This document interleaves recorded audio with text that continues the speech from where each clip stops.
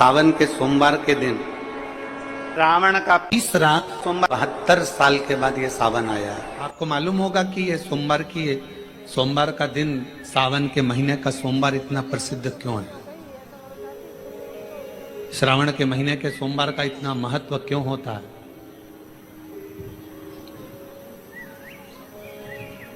उसका एक कारण, सावन के सोमवार का इतना महत्व क्यों है? सारे सोमवार होते हैं, सारे श्रावण सोमवार का दिन होता है, सारे सोमवार मान्य होते हैं, पर सावन के सोमवार की इतनी महत्वता क्यों है?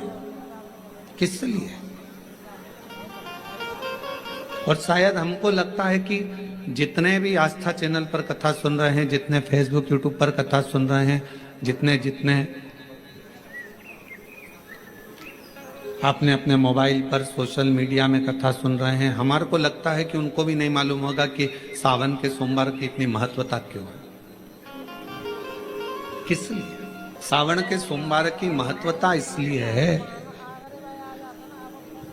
कि भगवान देवाधिदेव महादेव का विवाह ख्याति देवी लक्ष्मी जी से करना चाहती थी, पर माता लक्ष्मी ने, भगवान शिव ने माता लक्ष्मी का चेहरा देखा, पढ़ लिया कि ये तो भगवान नारायण के स्नेह है, और भगवान नारायण लक्ष्मी जी से विवाह करना चाहते। और दोनों के विवाह की बात भगवान देवाधिदेव महादेव ने माता ख्याति देवी से कह दी कि इनका विवाह करो। अब माता लक्ष्मी जी ने बड़ा निवेदन करा, आपने हमारा विवाह भगवान नारायण के साथ में कर दिया, हमारे मन की बात को रख लिया, बड़ी कृपा करी भोले बाबा, मेरा मन है मैं आपके चरणों की सेवा करूं, मुझे कोई सेवा आपकी बताओ। शिव मंदिर में कभी भी जाकर पंडित जी से मत पूछना कि यहाँ की कोई सेवा मुझे बताओ। भगवान के अन्य मंदिर होंगे तो वहां जाकर पूछना, देवी जी के मंदिर में यहाँ सेवा बताओ, राम जी के मंदिर में पूछना यहाँ सेवा बताओ, भगवान कृष्ण के मंदिर में पूछना हमारे लिए कोई सेवा बताओ, भगवान दत्त के मंदिर में पूछना हमारे लिए सेवा बताओ। सारे मंदिरों में जाकर कहना कि हमारे लिए सेवा बताओ, और शिव जी के मंदिर में जाकर मत कहो कि हमारे लिए सेवा बताओ। वहां तो झाड़ू उठाओ, सेवा में लग जाओ। वहां तो निर्माल्य पड़ा है, उसको उठाओ, विसर्जन में ले जाओ। वहां पोछा उठाओ, पोछा लगाना प्रारंभ कर दो, शिव जी का श्रृंगार करना प्रारंभ कर दो, शिव जी का सुंदर स्नान कराना प्रारंभ कर दो। शिव मंदिर में सेवा पूछी नहीं जाती, सेवा करी जाती। शंकर के मंदिर में कहना ना पड़े कि तुम्हें यह करना। शिव मंदिर में जाकर कभी नहीं पूछना कि मुझे सेवा क्या करना, शिव मंदिर में तो जाकर सेवा का क्रम करो। अब लक्ष्मी जी पूछ रही हैं भोले बाबा से, आप मुझे बताओ, मैं आपकी सेवा में लगना चाहता। शिव जी ने कहा कि मैं क्या सेवा बताऊं, आप जाओ भगवान नारायण की सेवा करो। पर लक्ष्मी जी ने सोचा कि देवाधिदेव महादेव मुझे सेवा नहीं बता रहे हैं। सावन का महीना था, सोमवार का दिन था। माता लक्ष्मी पूरे सावन के महीने में शिवालय में जाती, शंकर जी के कैलाश पर्वत पर जाकर खूब सेवा करती। खूब प्रथम सोमवारी निकल गई, द्वितीय सोमवारी निकल गई, तृतीय निकल गई, चतुर्थ आ गई। सोमवारियां निकलती चली गई। सावन का आखिरी सोमवार देवाधिदेव महादेव प्रसन्न हो गए, लक्ष्मी को बुलाया, हे लक्ष्मी, पूरी दुनिया में केवल महासंबोधन मेरे नाम के आगे लगा है, लोग मुझे देवाधिदेव महादेव कहते हैं। सारी पुराणों को केवल पुराण कहा जाएगा, पर शंकर की पुराण को भी महासंबोधन से संबोधित किया जाएगा, शिव महापुराण। लक्ष्मी, मुझसे जो जुड़ा हुआ है, मेरे नाम के आगे महासंबोधन लगा हुआ है, लोग मुझे महादेव कहते हैं। पर लक्ष्मी, तूने पूरे श्रावण के महीने में मेरी सेवा करी है, और आज सोमवारी के दिन तूने मेरी अविरल भक्ति को धारण करा है, बिना पूछे सेवा में, बिना दिखावे के तल्लीनता से सेवा करी है। मैं अपना महा संबोधन दुनिया में किसी को नहीं देता, आज तुझे दे रहा हूं। और लक्ष्मी केवल लक्ष्मी नहीं रही, उस दिन से लक्ष्मी मां लक्ष्मी। लक्ष्मी केवल लक्ष्मी नहीं रही, उस दिन लक्ष्मी महालक्ष्मी के संबोधन से प्रकट हुई।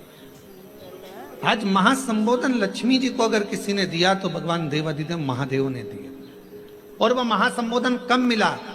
सोमवार की इस श्रावण के सोमवारी के दिन जो हम व्रत करते हैं, साधना करते हैं, उपास करते हैं, अर्चना करते हैं। पूरे वर्ष आप सोमवार का व्रत करते हैं कि नहीं करते वो पता नहीं, पर सावन के महीने में 4-5 जो भी सोमवार पड़ जाएं, अगर उस पर अगर आपने व्रत कर लिया, व्रत को धारण कर लिया या शिवालय के जाकर भगवान शंकर की आराधना कर ली, तो पूरे वर्ष के सोमवार का फल सावन के महीने के 5 या 4 सोमवार में प्राप्त हो। श्रावण के सोमवार की इतनी महत्वता है। सावन के सोमवार का महत्व क्या है, कोई आपसे पूछे तो आपको बताना चाहिए कि इस दिन लक्ष्मी को महालक्ष्मी कहा गया। शिव जी ने सफल, शिव के दरवाजे पर जाकर केवल आप सेवा करो, शिव के दरवाजे पर जाकर आप केवल जल अर्पित करो, शंकर जी की चौखट पर जाकर आप नमन करो, देवाधिदेव महादेव के शिवालय में जाकर प्रणाम करिए। भगवान शंकर की चौखट पर, द्वार पर अगर आप जा रहे हो, 3 चीजें आपको मांगना नहीं पड़ेगी। जैसे लक्ष्मी जी ने शिव जी से नहीं मांगा कि मुझे महासंबोधन दो, लक्ष्मी जी ने नहीं मांगा कि मुझे भगवान विष्णु दो, लक्ष्मी जी ने नहीं मांगा कि मुझे ये देना। लक्ष्मी जी तो शंकर भगवान की सेवा में लग गई, तो लक्ष्मी जी को 3 चीजें अपने आप मिल गई। एक शांति हृदय की, दूसरा दिशा लक्ष्मी जी को कहाँ जाना है, और तीसरे नंबर पर सफलता। माता लक्ष्मी केवल लक्ष्मी नहीं रही, उनको महालक्ष्मी कहा। अभी तो कितना सुंदर है सावन का महीना, और वो महीना जो भगवान शंकर को सबसे ज्यादा प्रिय है, बहुत प्रिय। कारण माँ सती, माँ उमा, माँ कात्यायनी, माँ कुष्मांडा, माँ स्कंदा, माँ महागौरी, जितनी जितनी माता पूर्व में हुई हैं, जो शिव जी के साथ में ब्याही हैं, शिव को जिन्होंने अपना बना लिया था, उन सभी माताओं ने सावन के महीने में शंकर भगवान को प्राप्त किया था। और शिव जी ने सावन के महीने में ही उनको अपना बना लिया था। और ये बात भगवान शिव ने स्वयं कही। स्वयं भगवान शंकर स्वयं नंदी से ये बात कहते हैं, नंदी मुझे श्रावण अति प्रिय है। नंदी ने पूछा क्यों, तो कहा इस श्रावण के महीने में मेरी अर्धांगिनियां मुझे भजती थी, उनको मैंने स्वीकार किया था। और यही श्रावण के महीने में चराचर जीव, आप देखिएगा गर्मी के समय में छोटे छोटे जो जीव जंतु सब, जितनी गर्मी पड़ती है सब मर जाते हैं। बोलो मरते कि नहीं मरते? अभी बारिश चालू हो गई, बारिश चालू हो गई तो तुम्हारे घर में ऐसे बारीक बारीक नए नए डिजाइन के कीड़े मिलेंगे। घर में घुस जाते हैं तो शिव महापुराण की कथा कहती है, चराचर अचर जीव जंतु पशु पक्षी सबको मालूम है सावन का महीना चल रहा है, हमारे बाबा का महीना चल रहा है जो करुणा करने वाले, ये उनको भी ज्ञान है। उसको पशुपति नाथ कहते हैं, उसको भी मालूम। अब जरा विचार करिए, जिस चींटे में कभी पर नहीं आते वो चींटे में सावन में पर आ जाते हैं। जब चींटे को पर दे सकता है तो सावन में 1 लोटा जल चढ़ाने वाले को भी मेरा बाबा उड़ा तो सकता है, आगे बढ़ा तो सकता है, उन्नति की ओर ले जा तो सकता है।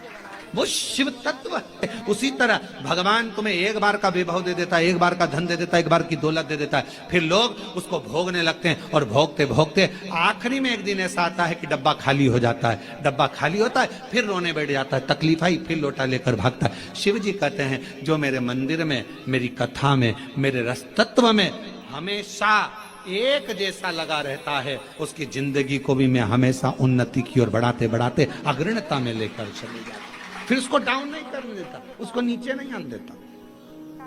जैसे श्रावण महीने में चढ़ाए गए कनेर के फूल, दुर्वा